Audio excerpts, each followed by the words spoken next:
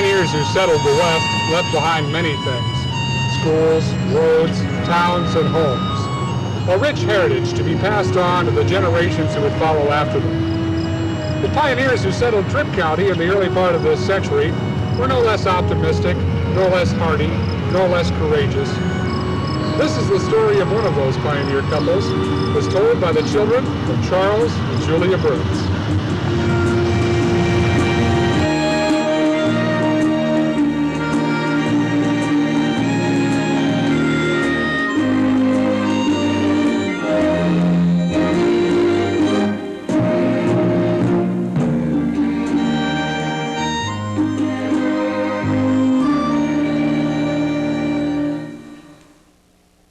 Charles Burtz traveled by train to Dallas, South Dakota in the fall of 1909 and took a team and wagon the 47 miles to the site along the White River.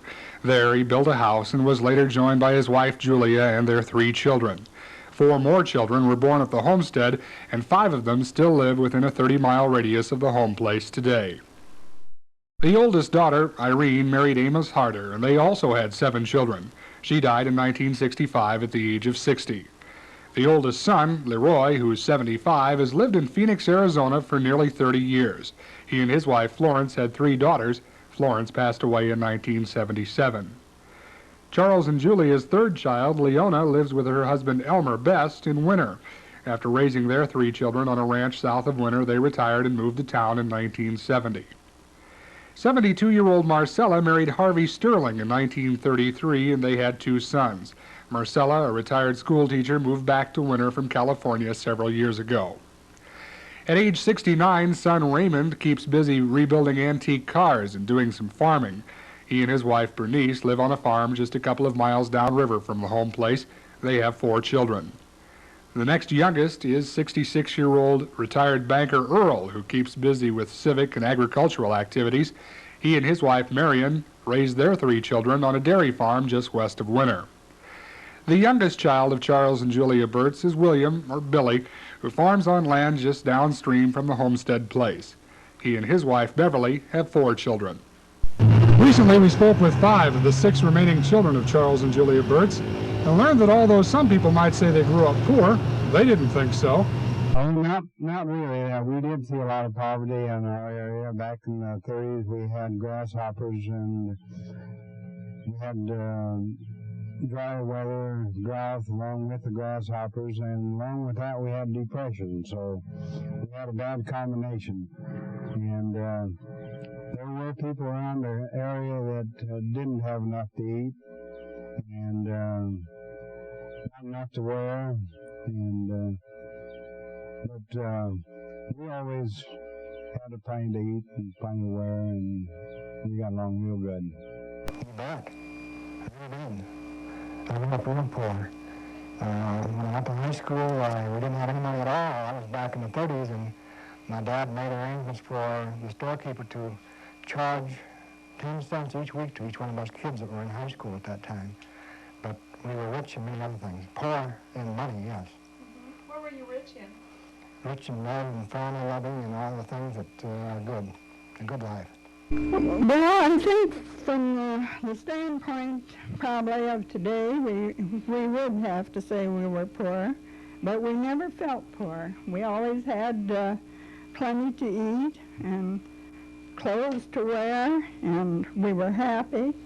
And I know when I was in high school, I had very few clothes compared to the others, but I never felt poor, because there was enough love and understanding to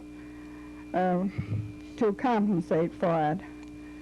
And I know in my senior year, all through high school, we were given 25 cents, which was emergency money, and if we spent it, if we needed a tablet or a pencil, we'd spend it, and if we didn't the next week, we'd start out again with 25 cents. So I knew that by today's standards, we were what you would have to call poor. Charles and Julia. Oh, I would say that they were religious people and full of love and compassion for their fellow man. My mother was very kind and sympathetic a diligent worker. I don't know if I've given adjectives or not, but I hope I'm describing a very understanding person. What do you remember most about her? Well, she was always there when I needed her, and I could always go to her if there was anything that worried or troubled me. Well, there were many things. I guess probably the thing that I think of was when I was about 3 years old, I had my leg broken, and the care I got then, and my love for horses. They used to put me on an ironing board and take me out to see my horses. I couldn't walk. My dad made me some crutches and a few other things like that. There's a lot of things, but that comes to mind first. Okay, what kind of adjectives would you use to describe your parents? Well, loving, kindly, faith, hope, and charity, I think. That covers it. Yeah. Was Charles Burtz looked up to and respected by other local people? Yes, I would say he was one of the most respected people in the area. He was involved in township boards, school boards, and in later years, while of course he was one of them that was instrumental in organizing a good many of the Sunday schools and Christian meetings, and involved in building a church in Winter in later years in the parsonage. And also he was on the original board of directors of the Farmers Co-op in Winter, and he was on the original board of directors of the Baptist Hospital in Winter, and a good many other things were community developments that he was involved in.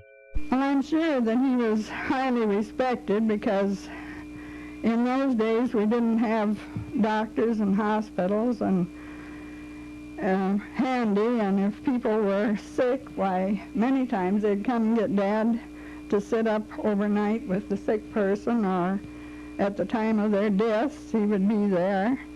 And then he was also on the school boards and township boards, so I know he was highly respected, and also by the ministers. Many of the ministers came to him to consult with him with problems that they had.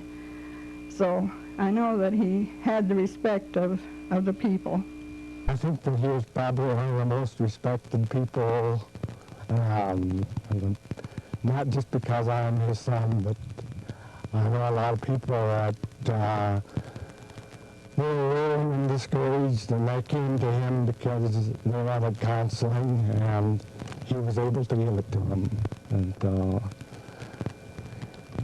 I think that he was really one of the most respected men around. And a lot of the people that wanted counseling were ministers and missionaries. They were discouraged too. Did Christianity really play an important part in his life? Oh yes, it was the #1 focus on his life. How did that guide him? Well, I suppose without it, he probably couldn't. First, he didn't have a lot of faith to come up here in the first place in homestead in a township which was primarily all Indians at that time, and bring a family up here. And I often think as I drive out there with my air-conditioned car, and it takes a half an hour to get there. It used to take him a full day to get there, and he didn't have air conditioning. He had plenty of air, but no conditioning. We always had family devotion. Father was the leader, would read a devotional and from the Bible, and then different ones would have a morning prayer. My first recollection is, I think back, is the prayer life, and I believe we probably were taught to pray as soon as we learned to talk, you might say, because I can remember I was probably maybe 5 years old at the most, and we had a little neighbor girl came over, and she was going to stay all night with us. And my sister Irene and I thought, well, tonight we won't have to say our prayers, but the folks said, yes, you kneel beside your chair and say your prayers now before you go to bed.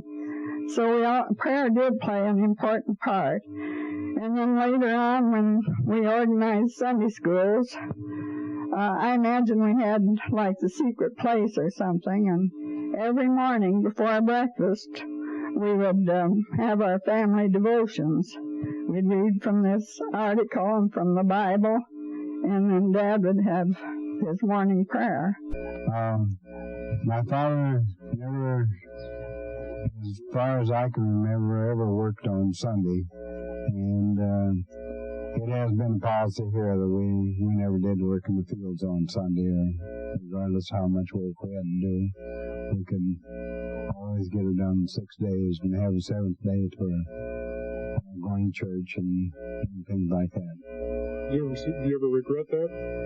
I never did, but you have a hard time making other people see the necessity of doing that. But I'm sure we've never missed out on anything by not working on Sundays. Well, I think one of the most fun things is when Bob took us to the circus. And then they had what they called M&M shows that came through the little town of Witten. And we had chautauquas in those days, and it was really good entertainment. And I think that was outstanding ones anyhow. Of course, we did coast down here in the buggy, but my brother rigged up. We wrecked it several times and damaged ourselves a little, but those were the highlights. Of course, we lived near the White River, so I remember a lot of times as a family, in the summertime, we would go swimming, and sometimes in the winter, we'd go and more or less play on the ice. We couldn't skate, but we'd play on the ice, and a lot of times in the winter, Dad would take the team, and when there was snow on the ground, and the bobsled, and take us just for rides around the place, and then later on, we had picnics, and we did occasionally visit neighbors, friends. We enjoyed playing croquet. I think that was the most fun as a family. And sometimes we had a picnic out in the alfalfa field. We'd work together, and then we'd have our picnic together the middle of the day. And we did take one trip to the Black Hills, and we camped out near Needles. And that stands out in my memory as one of the fun things that the family did.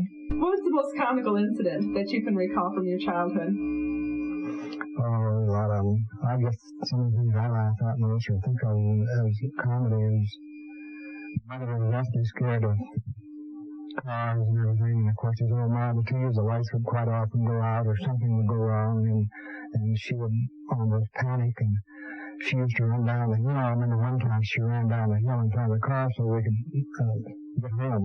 She wasn't going to let us run off the side of the hill or anything, so she walked in front of the car so we'd make sure we got down the hill. You remember the story about the mouse? The mouse?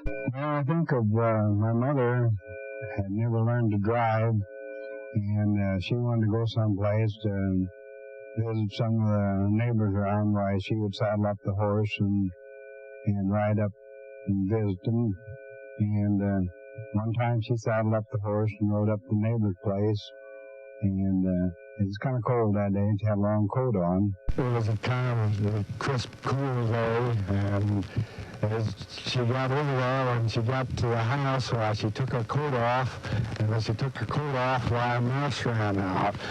And of course, Mrs. Sweetland and one of the girls out, and my mother, they all made a dash for the mouse, but they got away. So she felt bad, but it was kind of a comical thing. Well, my dad, I was coming home from school as he was coming home from town one day, and we were just getting ready to go down the big hill. But before we went down the hill, he had to slow up for a curve. And just as he slowed up for that curve, the back wheel came off of his Model A, and it passed him. And then it hit the ditch on the curve. and then it bounced over the fence, and then there was a steep hill, and it went down that hill probably most of a half a mile, so I went and helped him search for it, and he had to laugh himself, even though it did seem like kind of a tragic thing, but it looked so funny. But it wasn't too hard to find because the grasshoppers had all the grass chewed down, so we found it and took it back up and stole a few bolts and nuts from the other wheel and got it to go on again.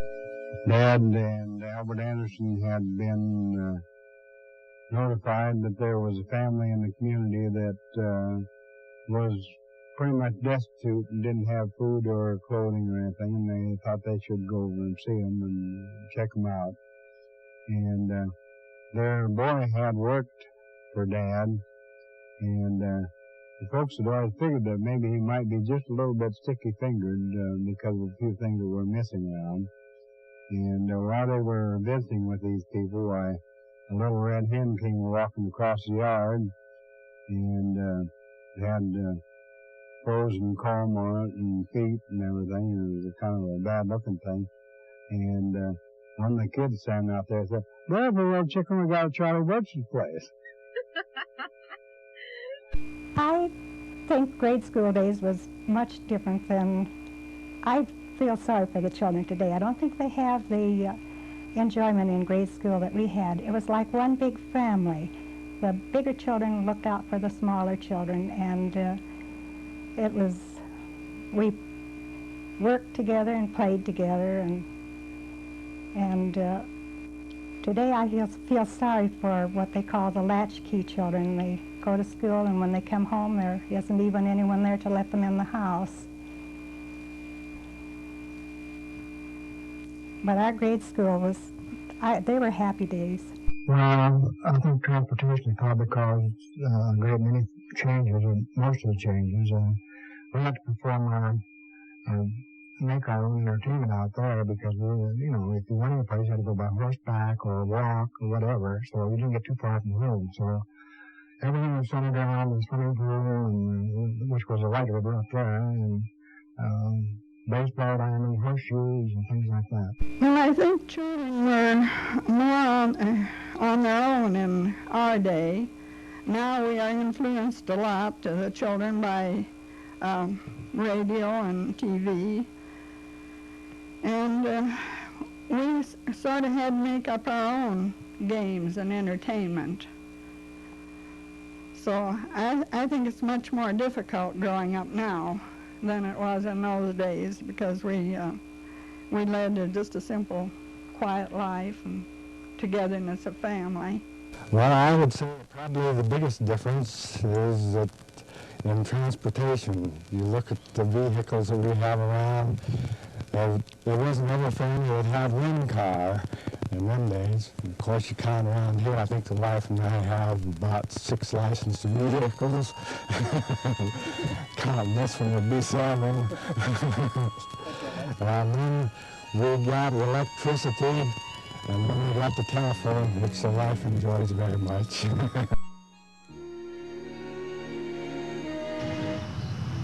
I guess what we see from all of this is that the rich heritage formed by Charles and Julia Burtz lives on, even today, 75 years later, in the hearts and memories of the generations that followed after them.